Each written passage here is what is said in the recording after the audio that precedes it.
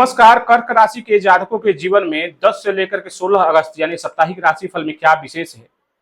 ऐसे कौन से त्रिकोणीय योग बन रहे हैं आपके लग्न में, ऐसी कौन सी स्थिति है जो आपको बहुत अच्छा, बहुत सपोर्टिव लाभ दे रही हैं, और ऐसी कौन सी स्थिति है जिसको लेकर के आपको सावधान रहना है। ऐसा कौन सा ग्रहों का गोचर या तालमेल बन रहा है जो आपको नुकसान पहुंचा सकते हैं। आइए चर्चा करेंगे इसी विषय पर।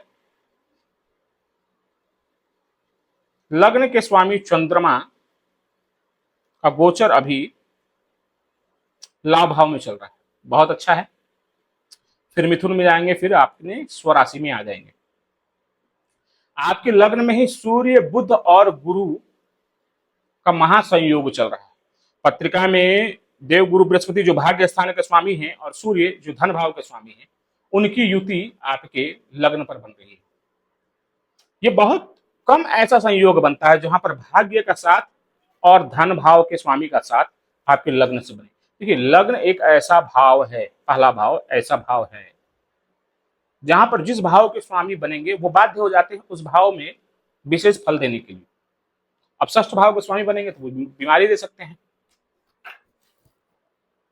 लाभ भाव के स्वामी देंगे बैठेंगे तो वो लाभ देंगे, कर्म भाव के स्वामी बैठेंगे तो करियर में बहुत अच्छी अपॉर्चुनिटीज देंगे। तो यहाँ पर भाग्य भाव के स्वामी का संबंध लग्न से बन रहा है, यानी कि भाग्य का बहुत अच्छा जो है आपको सपोर्ट मिल रहा है। वही धन भाव के स्वामी आकर के बैठे हैं, धन का भी बहुत अच्छा सपोर्ट मिलने वाला है। यानी कि कुल मिलाकर के इस समय अपने भाग्य के बल पर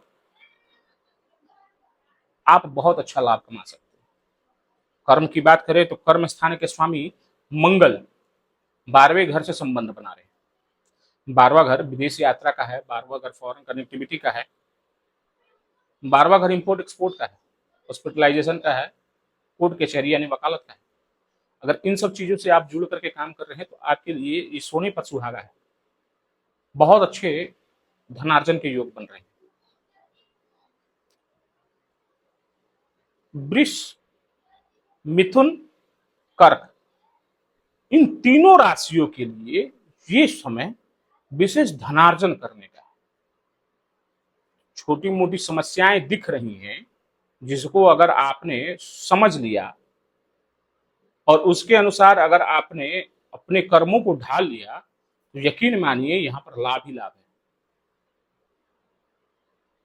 वाणी स्थान के स्वामी आपके लग्न में बैठे हैं, बहुत अच्छा आपके व्यक्तित्व को एक निखार दे रहे हैं। सूर्य जो है पूर्व दिशा में, उनको दिशा बल मिलता है, यानी कि लग्न में पहले भाव में अगर सूर्य बैठे हैं तो बहुत अच्छा योग निर्मित होता है। समाज में पद प्रतिष्ठा मान सम्मान बढ़ाएंगे सूर्य आपके। गवर्नमेंट से जुड़ करके विशेष लाभ आपको दिलाने वाले हैं सूर्य। मतलब सेट है मामला।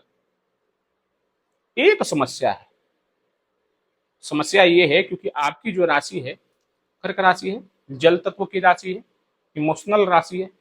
वहीं पर सूर्य जैसे अग्नि प्रधान ग्रह, अग्नि तत्व की राशि अगर आकर विद्यमान हो जाए तो एक वाष्प जो है उत्पन्न होता है, यानी कि एक तरह से कहें एक खोखला अहंकार। खोखला क्यों कह रहा हूं? क्योंकि आप वैसे हो नहीं, आपका व्यक्तित्व बहुत साधारण है। इसलिए कर्क राशि के व्यक्ति जो भी होते हैं वो समाज में इतने मिलनसार होते हैं, इतने मतलब चहेते हो जाते हैं, दुलारे हो जाते हैं।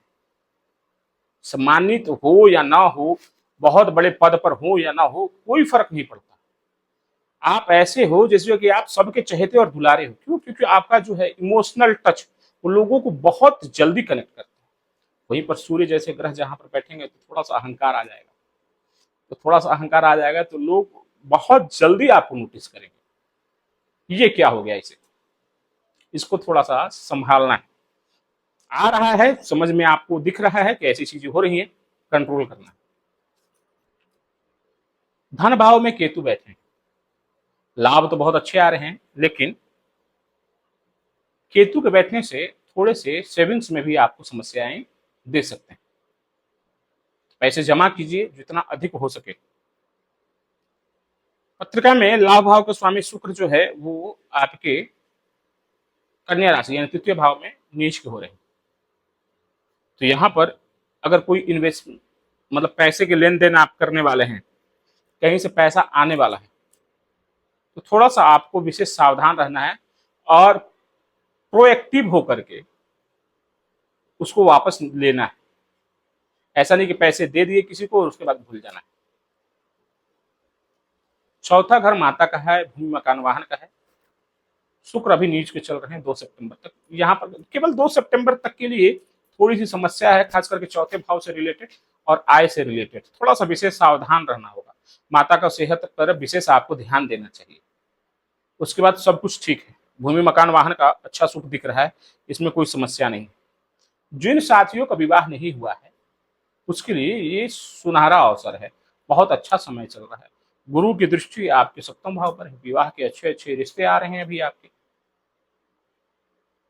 सप्तम भाव के स्वामी शनि जो है वो वक्र अवस्था में चले गए। आप देख लेंगे अपनी पत्रिका में कि शनि नैसर्गिक जन्मकालीन समय में शनि आपके वक्री है या मार्गी। अगर वक्री है तो विवाह फाइनल होगा। इस 137 दिनों में शनि जब तक से वक्र अवस्था में रहेंगे, अगर आपके शनि आपके पत्रिका में वक्री अवस्था में है जन्मकालीन समय में, अभी ही रिश्ता फाइनल होगा, शादी होगी। देखिए, कर्क राशि और सिंह राशि ऐसी 2 राशियां हैं जिनके विवाह में अभी तक के मेरे अनुभव में मेरे पास हर दिन 50 से 60 कुंडलियां देखता हूं, उसमें से 1-2 कुंडलियां तो आ ही जाती है जिसमें ये साफ साफ स्पष्ट होता है कि कर्क राशि सिंह राशि के जातकों के जीवन में दाम्पत्य जीवन को इनिशिएट करने में थोड़ी सी समय लग जाता है, क्योंकि शनि जो है विलंब के कारक रहे। विवाह होता है लेकिन थोड़ा सा विलंब होता है। चिंता नहीं करना, विवाह के अच्छे योग बन रहे हैं, क्योंकि देवगुरु बृहस्पति का सीधा संबंध आपके 7वें घर से बन रहा है और 7वें घर के स्वामी से भी बन रहा है। तो ऐसा तो होगा ही नहीं, ये समय जो लोग लंबे समय से प्रतीक्षा में थे, विवाह तो होगा ही। तैयारी करो आप बस। राहु आपके अष्टम भाव में बैठे। जीवन में अचानक घटनाएं घटित होंगी, वाहन वगैरह से आपको सावधान रहना है। ठगी के शिकार हो सकते हैं, किसी पर आंख बंद करके ट्रस्ट नहीं करना है, एक का डबल के चक्कर में नहीं रहना है। धन के योग तो निर्मित हो रहे हैं, लेकिन इतना भी ऐसा आतुर आपको नहीं हो जाना है कि एक का डबल नहीं, बच के रहना है, ठगी के शिकार हो जाएंगे। अष्टम भाव में राहु है, वाणी पर आपको विशेष ध्यान रखना है। राहु केतु का संयोग बन रहा है। शनि जैसे बताया भाग्य भाव में बैठे हैं। आध्यात्मिक दृष्टिकोण से यह समय बहुत अच्छा है। लंबी यात्राओं के लिए, विदेश के लिए यह समय बहुत अच्छा है। जितना ज्यादा भगवान शिव पर इस सावन में जलाभिषेक करेंगे, भाग्य उतना ही प्रबल होते जाएगा। कैरियर हाउस के स्वामी मंगल जैसे बता चुका हूं 12वें घर में संचरण कर रहे हैं, विदेश से बहुत अच्छा लाभ मिल रहा है। लाभ भाव के स्वामी शुक्र जो है वो थोड़े नीच के हो गए, यहां पर थोड़ी समस्या होगी, इसको थोड़ा सा आपको ध्यान में रखना है। कुल मिलाकर के ये समय आपके लिए बहुत अच्छा। देखिए, ऐसी कोई पत्रिका नहीं, ऐसी कोई राशि नहीं जिसमें 100% सब कुछ अच्छा हो। कुछ न कुछ छोटी मोटी समस्याएं होती हैं। यहाँ पर 2 समस्याएं मुख्य रूप से मुझे दिख रही हैं। एक शुक्र जो कि 2 सितंबर तक है, और दूसरे राहु अष्टम भाव में।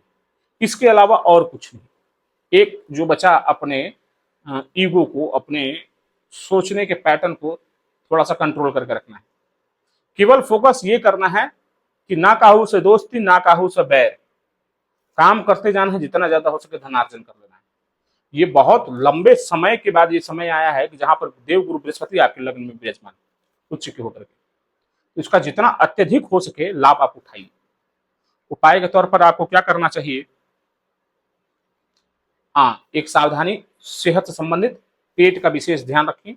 भोग पर विशेष ध्यान रखना, क्योंकि जब से गुरु का संबंध आपके लग्न से बना है, खास करके दूध से संबंधित जो प्रोडक्ट्स होते हैं, चीज और मिठाइयां, इसका सेवन ज्यादा होगा, तो इस चीज को थोड़ा कंट्रोल करना है।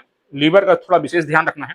उपाय के तौर पे शिव चालीसा और भगवान शिव को दूध से अभिषेक पूरे सावन तक, और साथ ही आपको शनि स्तोत्र का अगर आप पाठ करते हैं तो आपके लिए विशेष लाभदायक सिद्ध हो सकता है।